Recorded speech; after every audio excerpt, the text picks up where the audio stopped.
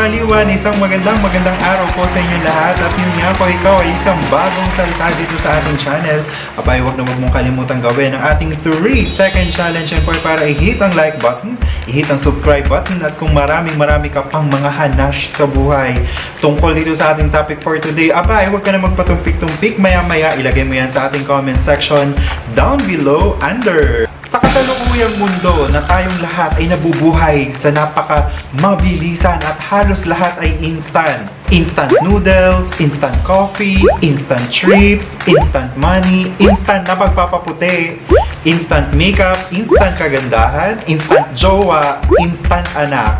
Wait. Parang kung saan-saan na napupunta itong ating instant na to, baka kung saan tayo mapunta. Ito rin yung panahon na halos lahat ay gusto natin na makuha sa mabilisan. Nariyan ang fast talk, fast lane, fast food, fast break, fast tense. Waling yung joke na. Wag yan. So yun na nga, napaisip ako sa Twitter post nitong si Maymay nitong nakaraang araw. At nakalagay nga doon, hashtag Mayward worth the wait. Napaisip ako in the sense na parang, parang ang dami nating gustong mangyari bilang isang Mayward family ng mabilisan. Na kung tutuusin minsan, nakakalimutan natin yung essentials ng buhay at isa dyan actually, yung tamang timing. Worth the wait. Alam nyo, tama itong si Maymay eh. We do not deserve things that are rushed. We do not deserve things na basta-basta na lang at mabilisan nating nakukuha. Alam nyo minsan talaga, itong mga bagay-bagay, hindi dapat talaga minamadali. Actually, in relation to this, at kung ikaw ay nanonood din ng vlog nitong magkapatid na sina Alex at Tony, may magandang hanash dito itong si Tony, nitong nakaraan lamang niyang episode. Yung tamang paghihintay, yung worth the wait, yung pagpunta nila sa Amanpulo, diba? Ganito yan may sinabi si Tony Gonzaga. Ito na lang i-flash na lang natin na mabilisan.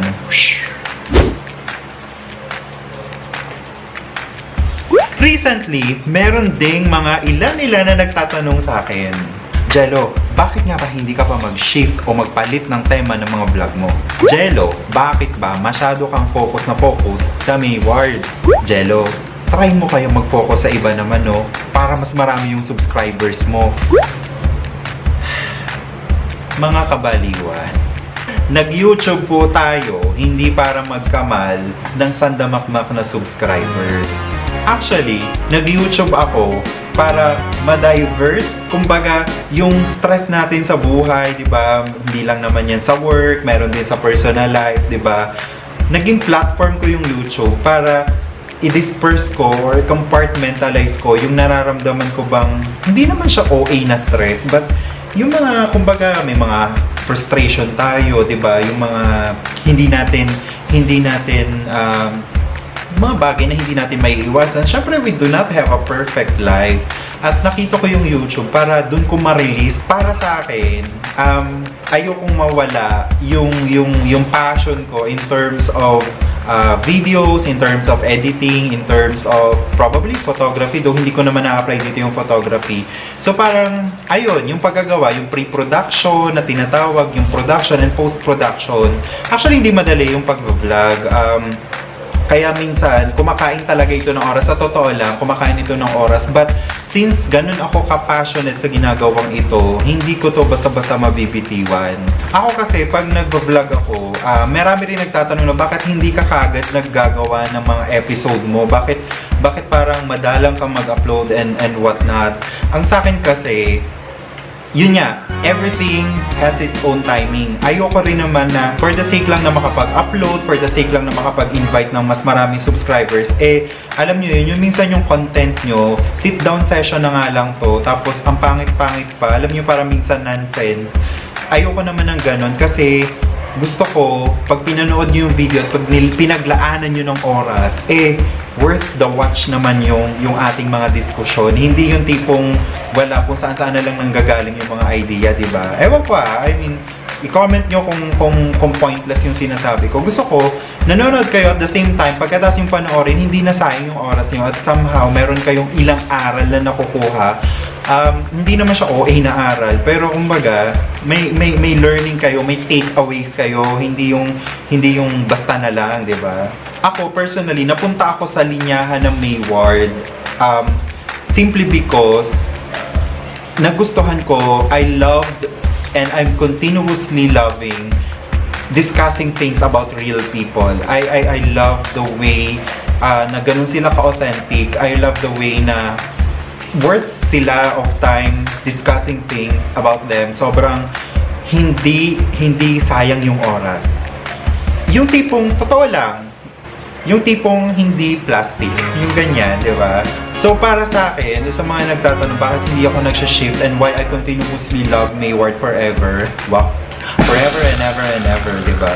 That is simply because hindi naman, again, babalik ako dun sa ano na hindi po ako nakikipagpabilisan ng pagdami ng subscribers, hindi ako nakikipag-kompetensya kahit kanino, di ba? So, sa akin, chill lang ito eh. Hindi to something na dibdiban, hindi to something na ano. And probably, hindi ko naman din isinasarado yung pinto ko sa pagre-react sa ibang artista. Pero as of now kasi, dedicated ako sa Mayward at sa Mayward family. Simply because, nararamdaman ko yung level of appreciation nyo sa mga craft natin na ginagawa at hindi to parang baliwala lang na na-upload sa YouTube, na-upload sa YouTube ng, alam mo yun, wala-wala lang. Para sa akin, ang numero o ang bilang ng subscribers ko, parang kaibigan lang yan. Not necessarily na marami, okay lang kahit konti, basta totoo at alam mo yun, kasangga mo. Darating yung panahon na dadami din yan. And I wanna keep my core in terms of having that value. Pinapahalagahan ko sobra yung value na yon, yung art of waiting. Sa akin, darating yung tamang panahon, hindi natin kailangang madaliin. For me, true winners know how to wait. And for me, much of the successful people actually are not those who are too much aggressive about life. They are the ones who know how to value the art of waiting at merong resiliency. Yan yung mga mas nagtatagal, yan yung mas nagpo-flourish na mga uri ng tao sa mundo. So yun nga, bilang mga fans, yun nga, dahil nagmamadali tayo, gusto nating makuha kagad yung napakaraming bagay na deserve naman itong Mayward na alam naman natin yan. Pero, tingnan nyo, when we tend to rush things, what tends to happen is that we end up being disappointed. We end up being frustrated. For example, nadi-disappoint tayo kasi hindi kagad natutuloy yung isang project o kaya may gusto tayo mangyari para sa Mayward at hindi kagad nangyayari. Diba? Parang ang ending, naiinis tayo. Ending na naiirita tayo.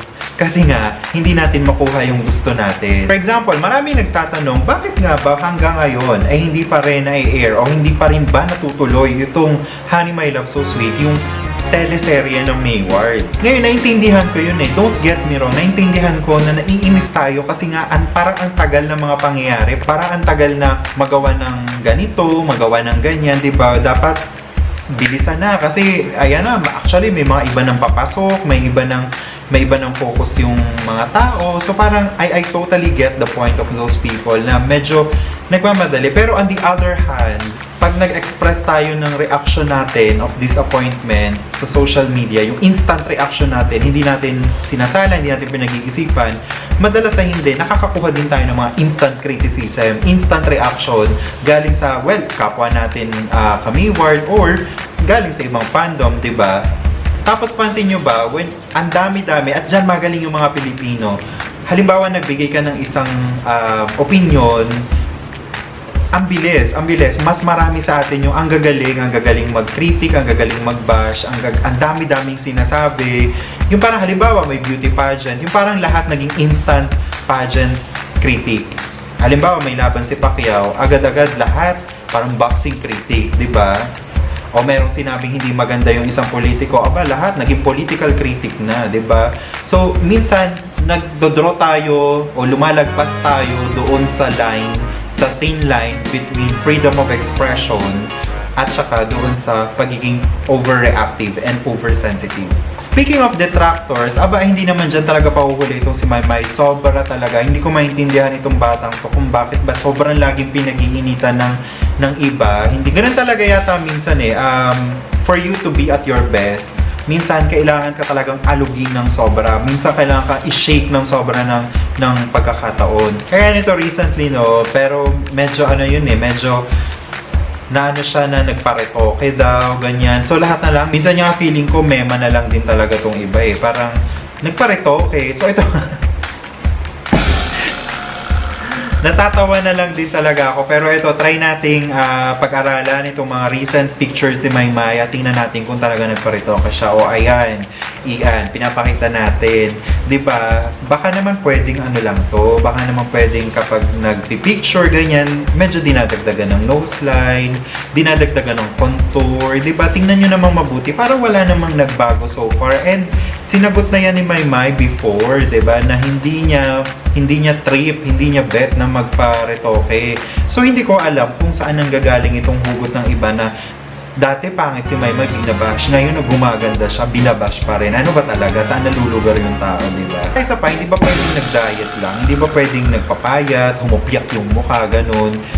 Kailangan nagpa-retoke kagad. Ang bilis naman, sa busy ng schedules, ang banda doon, sa banda Siyempre, pag niretoke ka, hindi naman ganun kabilis mag-heal. So, tingin ko naman sa pagsubaybay natin sa Maywar, dire-diretso naman yung mga ganap nila sa buhay. So, parang, saan banda?